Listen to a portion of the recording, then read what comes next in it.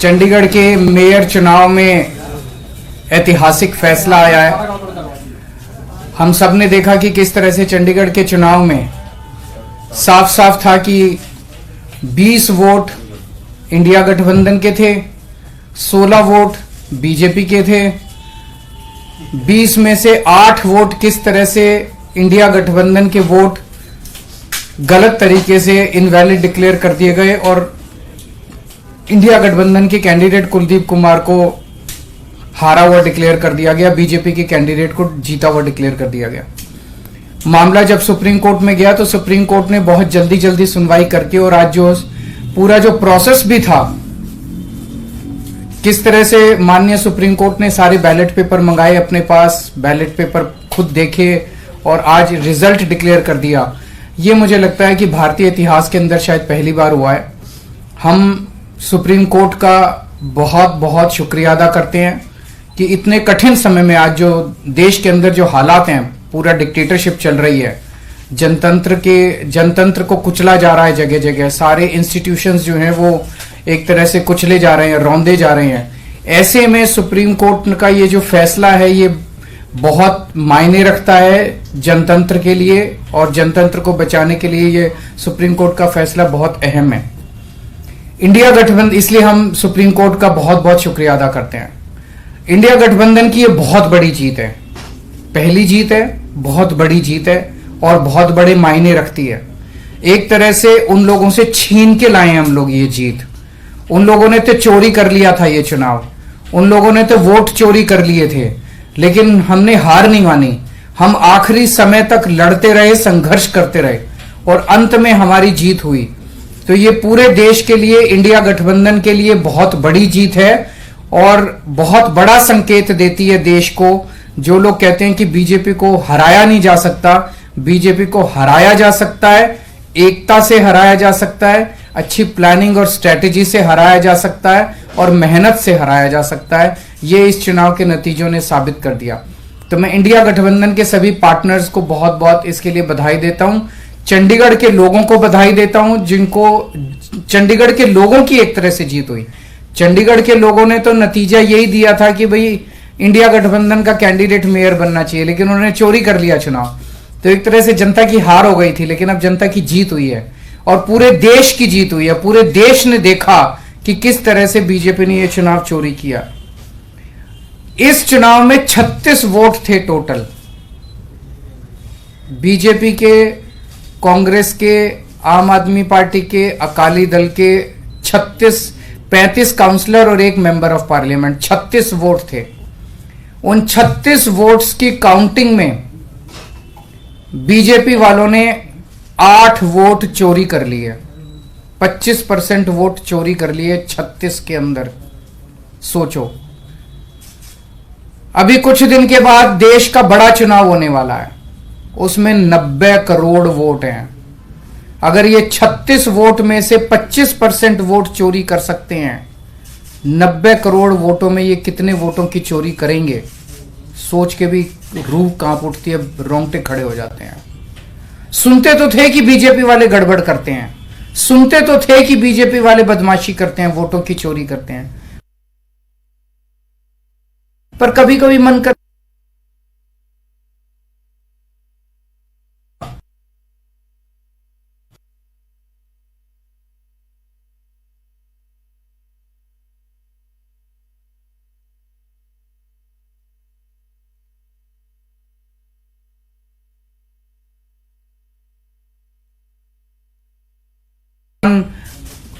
वो लेते हैं, अवतार लेते हैं, भगवान अपने तरीके से इस तरह से करते हैं। इनकी किस्मत खराब थी कि चंडीगढ़ के चुनाव के वक्त सीसीटीवी कैमरे लगे हुए थे और सीसीटीवी कैमरों के अंदर इनका सारा का सारा रंगे हाथों ये लोग पकड़े गए, सारा इनका कुकर्म पकड़ा गया।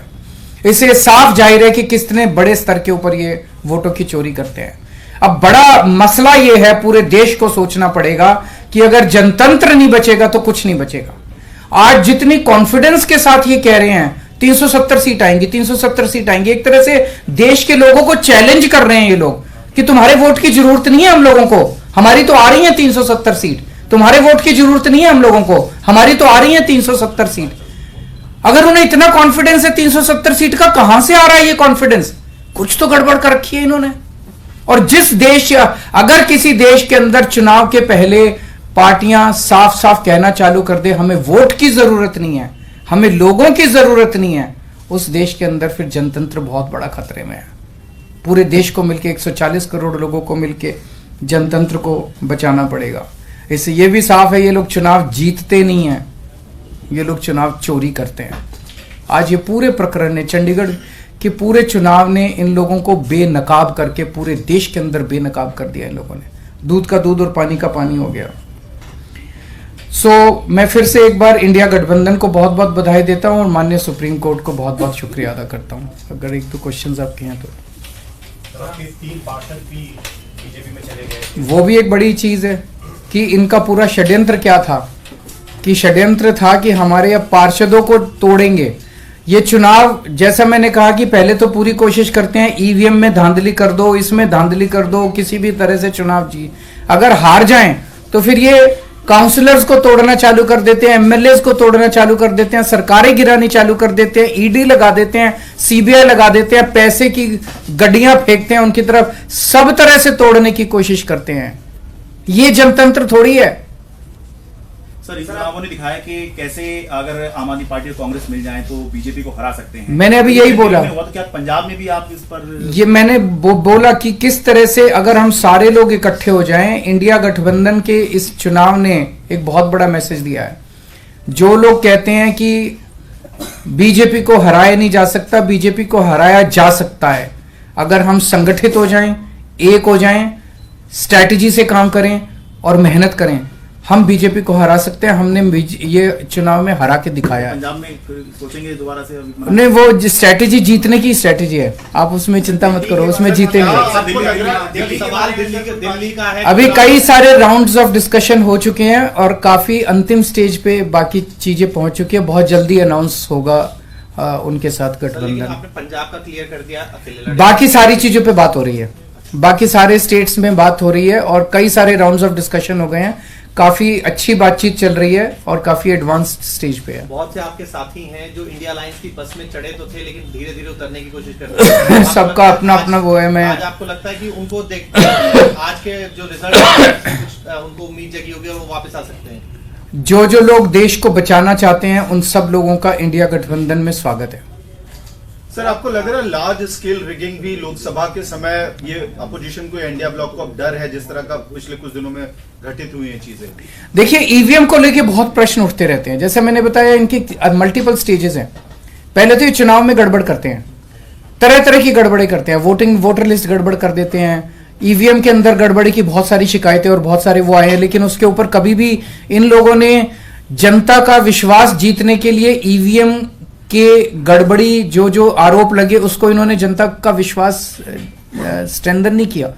तो ईवीएम के उसके बावजूद भी अगर ये कहीं चुनाव हार जाएं तो फिर ईडी है, ईडी छोड़ देते हैं, सीबीआई है, सीबीआई छोड़ देते हैं, उससे भी कोई नहीं माने, पैसे फेंकते हैं उसकी तरफ, उसके बाद ये एमएलए और एमपी तोड़ लेते हैं। इस तरह से जनतंत्र मल्टीपल लेवल पे अब खतरे में है और जनतंत्र सबसे इंपॉर्टेंट है देश के अंदर। जनता की चलनी चाहिए, जनता अपनी सरकार चुने। अगर जनता की नहीं चलेगी और एक किसी व्यक्ति को अगर ये अहंकार हो जाएगा कि हमारी तो 370 सीट आ रही है, जनता की तो जरूरत ही नहीं है, 140 करोड़ लोगों की मुझे क्या जरूरत है, मेरी तो 370 सीट आ रही है, तो उसके बाद जनता कहां जाएगी? जनता अपना घर बैठे, वो कह रहे हैं कि जनता घर बैठे, हमें तुम्हारी जरूरत नहीं है। Deputy mayor, senior deputy mayor का भी होना है, उसमें कितने आसपास? उसका मैं डिटेल्स पता करके बताऊंगा, क्योंकि मुझे नहीं पता अब लीगल क्या पोजीशन है। मेयर डिप्टी मेयर का चुनाव कराता है, तो चूंकि वो मेयर नहीं रहा, उसने चुनाव कराया